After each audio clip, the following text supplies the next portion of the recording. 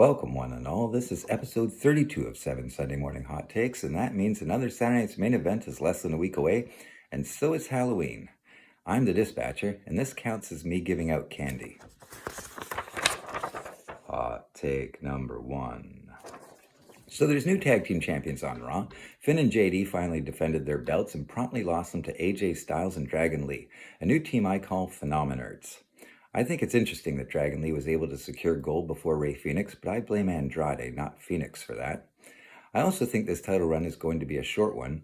If Braun and Bronson are given the opportunity, the new champs won't stand a chance. The door is now open for Finn and JD to go in separate directions, and tension has been simmering in the Judgment Day for months around Dom, so maybe this is where we see one or two of the members splinter off. Hot take number 2. So Jade Cargill finally snapped, turned heel, and took out her frustration on Tiffany Stratton. What time is it? It's about time. Heel Jade is long overdue, and initially I thought this is the perfect way to soften up Tiffany for a surprise encounter with a returning Bianca Belair. But a match has been hastily scheduled for Saturday night's main event, so even if Bianca returns this week, time is running out for Tiffany one way or the other.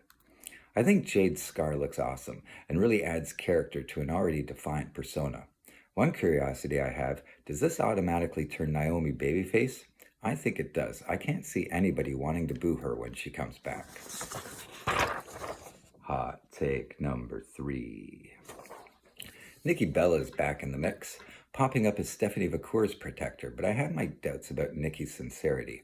Now, I don't like to stereotype too much, but in Hollywood movies, when a member of a certain ethnic group says, "Being a champion and being your friend, I want to let you know that puts a big target on your back. As champion, everything changes, so I just want you to be cautious, because anyone could take you out."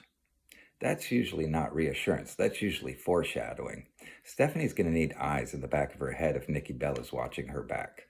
A slight frustration I have is that the two top contenders for Stephanie's title have to be Io and Rhea, and yet it's either Roxanne or Raquel that are likely to get the first shot.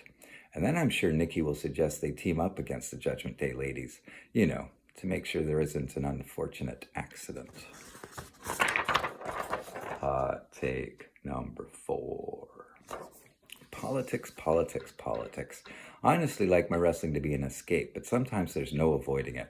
I have great respect for Ilya Dragunov's skills, his work ethic, his dedication and passion, but I'm wondering if it's difficult for an American audience to embrace a Russian babyface. Don't get me wrong, I think the vast majority of Americans are very tolerant and accepting, but I also know that being Canadian is enough to make some Americans uncomfortable. Those poor patriotic Americans have had to endure a Canadian-born Arab Muslim holding the U.S. title, and now are being asked to cheer for a missile from Moscow. I think Ilya has the in-ring talent to pull it off, and WWE is an international product more and more, but I would also advise Ilya to avoid phrases like, "Where I come from, we like to say, how you do one thing, you do all things." I like my wrestling to be fantasy and escape, but my house does have windows, and the outside world is right there. I'll make you a deal. If you don't mention the outside world, I won't look out the window. Hot take number 5. So 3 matches scheduled for Saturday night's main event. Perhaps we'll get one more, and if we do, my guess would be Dom, Rusev, Penta. But while we're here, I might as well give you my predictions. Actually, this time around, I don't think these really are predictions so much as just what I would do if I was booking the outcomes. More than likely, WWE will do the opposite, so keep that in mind. These are maybe reverse prediction spoilers. Cody versus Drew McIntyre, and believe it or not, I'm picking Drew McIntyre to win with an unlikely assist. Whether it's Jacob Fatu, Randy Orton, Obafemi, or Omos, I'm picking the Scottish Warrior to be new Universal Champion on Saturday night. Jey Uso versus CM Punk. Again for this one, I think an unlikely assist leads to Jey Uso winning the world title for a second time. Whether it's Jimmy, Paul Heyman, Roman, or even Brock Lesnar, I think Jey Uso will take the gold. And then we have Jade versus Tiffany, and the only reason I think they're doing this match is because Tiffany has run out of opponents and needs a timeout. The only way Jade doesn't win this is if Bianca returns and costs her the match, but I think that would be the wrong call. Jade's heel turn has to mean something. For that reason, I'm picking in a short, decisive match, the winner and new champion, Jade Cargill. 6. So I'm not a big fan of the War Games match, and once we get beyond Saturday night's main event, I'll do a hot take about that and how we can improve it. But I do want to raise an early warning flag that we may not be getting a women's War Games match this year, and even if we did, I'm not sure it would be worth it. Earlier reports suggested there'd be a match between a babyface team led by CM Punk versus a Vision-led team that would feature Austin Theory and Brock Lesnar. That idea seems less plausible now, but Heyman does have the tools to quickly cobble together a 5-man unit, and it makes sense that you'd want your top stars in the feature match.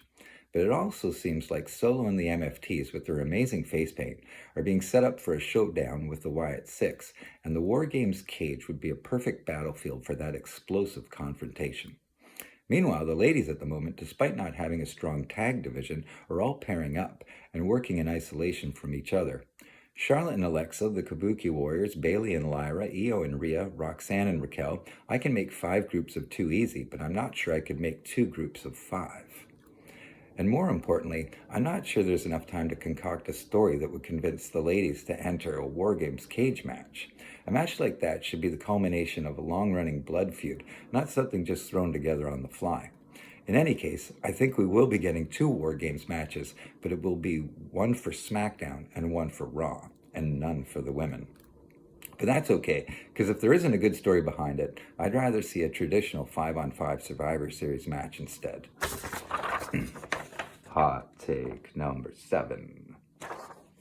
Finally, a trip down memory lane, I'd like to pay tribute to the 40-year anniversary of one of the greatest and most memorable editions of Saturday night's main event.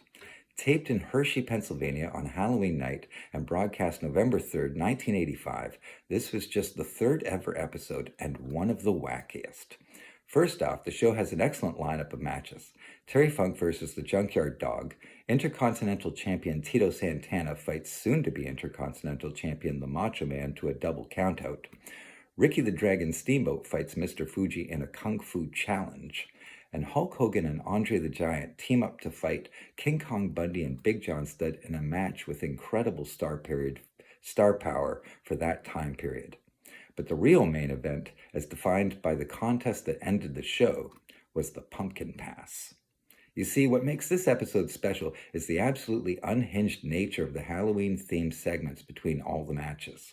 There's an unrestrained Roddy Piper giving kids bowling balls and bricks as Halloween treats. There's a pie-eating contest. Iron Sheik and Nikolai Volkov are dressed as Batman and Robin, and I'm just scratching the surface of the insanity that took place in this episode. But it really has to be seen to be believed. But unfortunately, it's hard to find now. So hopefully WWE uploads it to their YouTube Vault channel so it can be remembered as a unique, bizarre holiday classic. And to top it all off, there's the world debut of Land of a Thousand Dances, featuring Meatloaf and Cyndi Lauper and the entire WWE roster. There's a link to that and Roddy Piper's Halloween segment in the description below. Thanks for being here. Have a good week and a safe Halloween. Enjoy Saturday night's main event, and hopefully by this time next week, the Toronto Blue Jays will be World Series champions.